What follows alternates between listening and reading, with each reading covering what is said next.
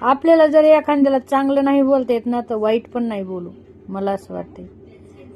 गाडी घेतली भावांनो बहिणींनो, तुम्हाला तर माहिती आहे, तुमचा आशीर्वाद मी सगळ्याचा व्हिडिओमध्ये हे केला की धन्यवाद, तुमच्या आशीर्वादामुळे घेतली. ते भले काय असू का नसू, असं नाही की ह्या यूट्यूबच्या पेमेंटवर किंवा इन्स्टाला तर काही 1 रुपया नाही भेटत आम्हाला, याच्यावर घेतल्या. पण तुमचा आशीर्वाद तर मागितला का नाही भावांनो बहिणींनो, याच्यात मग काही चुकलं का? आणि गाडी आपण लोन करून घेतलेली. काही असे जळके सडके कुत्रे आहेत की ते काय कमेंट टाकतात की हिचा धंदा चालू आहे चांगला, असं आहे चालू तसं आहे. आता मग तुम्ही पण तुमच्या माईला, बहिणीला, तुमच्या पोरीला धंदा करायला लावा ना आणि घ्या ना गाडी भाई. दुसऱ्याला कधी असं काही नाव नाही ठेवू. जेव्हा आपण लोकांकडे 1 बोट करत असतो ना तेव्हा आपल्याकडे 4 बोट असतात, हे ध्यानात असू द्या जळक्यांनो, समजलं का?